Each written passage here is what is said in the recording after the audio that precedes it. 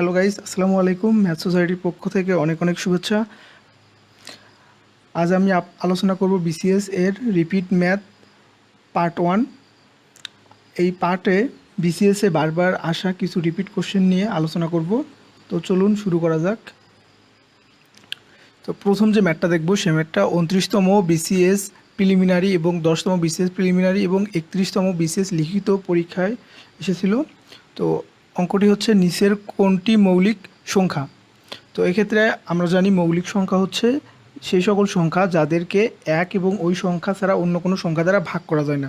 তো সেক্ষেত্রে আমরা যদি দেখি 91, তো 91-এর ক্ষেত্রে আমরা কি করতে পারি, 91-কে 7 এবং 13 দ্বারা ভাগ করলে আমরা কী পাবো, 91 পাবো। 7 এবং 13-কে গুণ করলে আমরা কী পাই, 91। সেক্ষেত্রে 91 আমাদের মৌলিক সংখ্যা না। একইভাবে যদি আমরা 143-কে ভাগ করি তাহলে আমরা পাবো 11 এবং 10। 87-কে যদি আমরা ভাগ করি তাহলে পাবো 3 এবং 29। কিন্তু আমরা যদি 47-কে ভাগ করি তাহলে শুধুমাত্র আমরা 1 এবং 47-ই পাবো। এই জন্য আমাদের কাঙ্ক্ষিত অ্যান্সার হচ্ছে গ। আমরা এখন 2 নম্বর ম্যাথটা দেখব। তো 2 নম্বর ম্যাথে বলা আছে, তো এখানে 29তম বিসিএস প্রিলিমিনারি এবং 37তম বিসিএস প্রিলিমিনারি পরীক্ষায় এসেছিল। তো ম্যাথটা ছিল 0.04 প্লাস 0.02 ইন্টু 0.08 সমান কত। তো এই দশমিকের গুণের ক্ষেত্রে আমরা নর্মাল নিয়মে গুণ করব। তো প্রথমে 4কে 2 দ্বারা গুণ করলে 8, 8কে 8 দ্বারা গুণ করলে 8 আর 64, তাহলে আমাদের 64। এবং এক্ষেত্রে আমরা একটা ট্রিক্স অবলম্বন করব, সেটা হচ্ছে আমরা দেখব যে দশমিকের পর কতটি ঘর আছে। প্রথম ক্ষেত্রে প্রথমটাতে আছে 1, পরেরটাতে আছে 1 2, টোটাল 3 4 5। তাহলে দশমিকের পর মোট ঘর আছে 5টা। আমাদের কি করতে হবে, 64-র পর মোট 5টা ঘর নিতে হবে, অর্থাৎ 64-র সামনে কি নিতে হবে, টোটাল 5টা ঘর নিতে হবে। তো এখানে 64 সামনে আমরা কি করব, 5টা ঘর পূরণ করতে আমাদের কি করতে হবে, আরও শূন্য দিতে হবে। কয়টি শূন্য দিতে হবে, 3টি। তার সামনে কি হবে, দশমিক। তাহলে আমাদের উত্তর হবে 0.3 তাহলে সেক্ষেত্রে আমাদের অ্যান্সার হচ্ছে গ। তো আমরা 3 নম্বর ম্যাথটা দেখব। 3 নম্বর ম্যাথটা 38তম বিসিএস প্রিলিমিনারি এবং 10ম বিসিএস প্রিলিমিনারি পরীক্ষা এসেছিল। ম্যাথটি হচ্ছে একটি সমবাহু ত্রিভুজের এক বাহুর দৈর্ঘ্য এ হলে ত্রিভুজের ক্ষেত্রফল কত। তো এইটা হচ্ছে মেইনলি সূত্র, তো আমরা সূত্র মুখস্থ রাখবো। তো এটা অ্যান্সার হবে ঘ, √3/4 a²। আমরা 4 নম্বর ম্যাথটা দেখব। 4 নম্বর ম্যাথ এসেছিল 38তম বিসিএস প্রিলিমিনারি এবং 17তম বিসিএস প্রিলিমিনারি পরীক্ষায়। ম্যাথটি ছিল 1994 সালের 1 ডিসেম্বর বৃহস্পতিবার হলে 1995 সালের ওই একই তারিখ কী বার হবে। তো এই ম্যাথের ক্ষেত্রে আমরা 2টা সূত্র অবলম্বন করব। প্রথম সূত্রটি হচ্ছে যে যদি লিপ ইয়ার হয় সেক্ষেত্রে প্রত্যেকটা বছরে কি 2 দিন করে বৃদ্ধি পায়। লিপ ইয়ারের ক্ষেত্রে কী হবে, লিপ ইয়ার হলে 2 দিন বৃদ্ধি পাবে। আর যদি লিপ ইয়ার ছাড়া এমনিতেই নর্মাল বছর হয় সেক্ষেত্রে বৃদ্ধি পাবে 1 দিন। তো সেক্ষেত্রে আমরা কি করতে পারি, আমরা দেখব যে 1995 সাল লিপ ইয়ার কিনা। তো 1995 সালকে আমরা যদি 4 দ্বারা ভাগ করতে পারি তাহলে সেটা হবে লিপ ইয়ার, কিন্তু 1995-কে 4 দ্বারা ভাগ করা যায় না, এই জন্য এটা কি লিপ ইয়ার না। তাহলে লিপ ইয়ার যদি না হয় তাহলে কি হবে, আমাদের 1 যোগ হবে।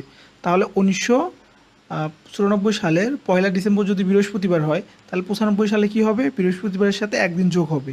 তো বৃহস্পতিবারের সাথে যদি আমরা 1 দিন যোগ করি তাহলে কি হবে, শুক্রবার। তাহলে আমাদের সঠিক অ্যান্সার হবে 4-এর খ, শুক্রবার। তো আমরা 5 নম্বর ম্যাথটা দেখব।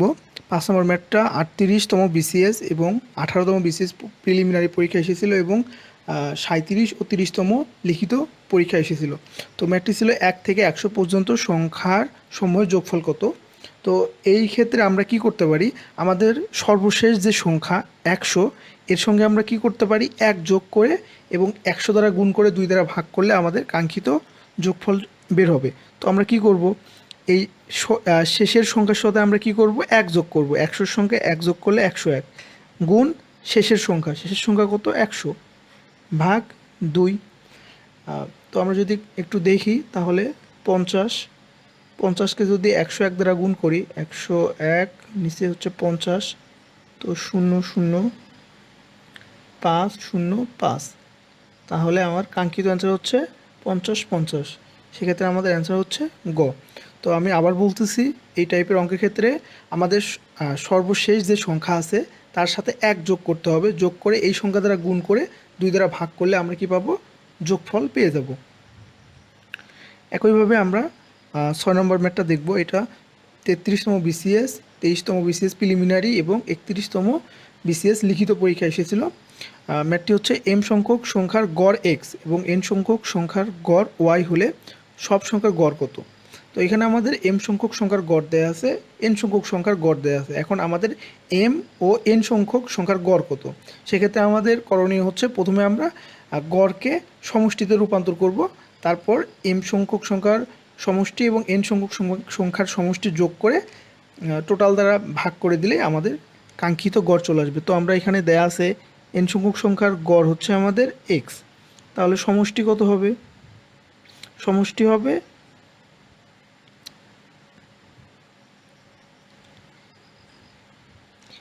M x. এম সংখ্যক সংখ্যার গড় যদি এক্স হয় তো সমষ্টি হবে এম এক্স। একইভাবে যদি এন সংখ্যক সংখ্যার গড় ওয়াই হয় তাহলে সমষ্টি হবে এন ওয়াই। এবং আমাদের মোট সংখ্যা হচ্ছে এম প্লাস এন। তো আমরা জানি গড়ের ক্ষেত্রে সমষ্টি ভাগ মোট সংখ্যা সেটাকেই গড় বলে। তো সেক্ষেত্রে আমাদের মোট সমষ্টি কত হচ্ছে? M X plus N Y এবং মোট সংখ্যা হচ্ছে এম প্লাস এন। এটা হচ্ছে আমাদের কাঙ্ক্ষিত গড়। সেক্ষেত্রে আমাদের অ্যান্সার হচ্ছে গ নাম্বার। আমরা 7 নম্বর ম্যাথটা দেখব। 7 নম্বর ম্যাথে 32তম বিসিএস প্রিলিমিনারি এবং 27তম বিসিএস প্রিলিমিনারি পরীক্ষা এসেছিল। তো ম্যাথটা ছিল বৃত্তের ব্যাস 3 গুণ বৃদ্ধি করলে ক্ষেত্রফল কত গুণ বৃদ্ধি পাবে? তো এক্ষেত্রে আমরা সিম্পল একটা ট্রিক্স অবলম্বন করব, সেটা হচ্ছে বৃত্তের যদি ব্যাস দেয়া থাকে সেটাকে আমরা কি করব? ব্যাস থেকে ক্ষেত্রফল নির্ণয় করতে গেলে আমরা ব্যাসটাকে জাস্ট স্কোয়ার করে দিব বা বর্গ করে দিব, তাহলে আমাদের ক্ষেত্রফল আসবে। তো এখানে যেহেতু 3, তার উপর আমরা কি করে দেবো? স্কোয়ার করলে 3 3 9। তাহলে বৃত্তের ব্যাস 3 গুণ বৃদ্ধি করলে ক্ষেত্রফল বৃদ্ধি পাবে 9 গুণ। তো আমরা 8 নম্বর ম্যাথটা দেখব। ম্যাথটি 25তম বিসিএস এবং 15তম বিসিএস প্রিলিমিনারি পরীক্ষা এসেছিল। ম্যাথটি হচ্ছে একটি সিরিজ দেয়া আছে। তো 1 + 2 + 3 ডট ডট প্লাস 99 কত সমান কত? বা এইভাবেও আসতে পারে 1 থেকে 99 পর্যন্ত সংখ্যার যোগফল কত? তো এই ম্যাথের ক্ষেত্রে আমরা কি করব? সর্বশেষ যে সংখ্যা আছে তার সঙ্গে আমরা কি করব? 1 যোগ করব। এর সঙ্গে 1 যোগ করলে 100 এবং সর্বশেষ সংখ্যাটাকে গুণ করব, ভাগ করব 2 দ্বারা। যদি আমি করি তাহলে এখানে 50 গুণ 99 যদি আমি করি তাহলে আমাদের অ্যান্সার আসে 4950। তাহলে আমার সেক্ষেত্রে আমাদের কাঙ্ক্ষিত অ্যান্সার হচ্ছে 4950। তো আমরা ম্যাথ 9 দেখব। ম্যাথ 9 25তম বিসিএস প্রিলিমিনারি এবং 11তম বিসিএস প্রিলিমিনারি পরীক্ষা এসেছিল। ম্যাথটি হচ্ছে 1 মিটার সমান কত ইঞ্চি? তো আমরা জানি 1 মিটার সমান 39.37 ইঞ্চি। অবশ্যই আপনারা এটা মুখস্থ রাখবেন। ম্যাথ 10 দেখব। ম্যাথ 10 হচ্ছে 32তম বিসিএস প্রিলিমিনারি এবং 21তম বিসিএস প্রিলিমিনারি পরীক্ষা এসেছিল। ম্যাথটি হচ্ছে একটি গাড়ির চাকা প্রতি মিনিটে 90 বার ঘোরে, 1 সেকেন্ডে চাকাটি কতবার ঘুরবে? তো এক্ষেত্রে আমরা কি করব? এক্ষেত্রে আমাদের প্রথমে বের করতে হবে যে যেহেতু এখানে প্রতি মিনিটে অর্থাৎ 1 মিনিটে ঘোরে, তাহলে আমাদের কি বের করতে হবে? 1 সেকেন্ডে কতবার ঘোরে। এবং যেহেতু এখানে 1 সেকেন্ডে বের করতে বলছে, সেক্ষেত্রে আমরা কি করব? মিনিটটাকে সেকেন্ডে রূপান্তর করব। আমরা লিখতে পারি 1 মিনিট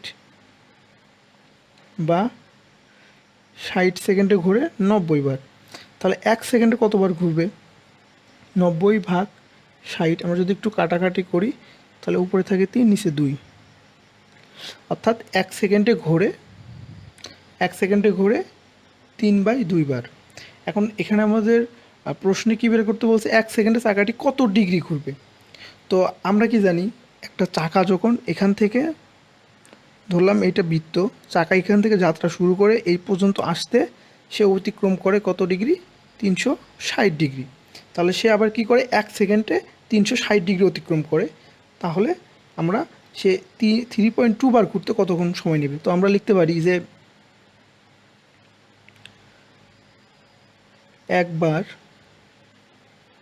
বা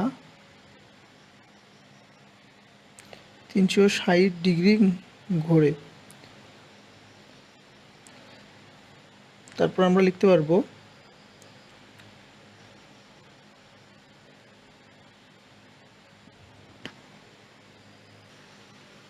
তো আমরা কি জানি সে একবারে ঘুরে 360 ডিগ্রি। তো তাহলে সে কতবার ঘুরবে? 3/2 বার। 3/2 বারে ঘুরবে 360 × 3/2। আমরা যদি কাটাকাটি করি তাহলে 180। 180কে 3 দ্বারা যদি আমরা গুণ করি 0, 24 4, 3 আর 2 5, 540 বার। তাহলে আমাদের কাঙ্ক্ষিত অ্যান্সার হবে কত? 540 ডিগ্রি। আশা করি আপনারা বুঝতে পারছেন।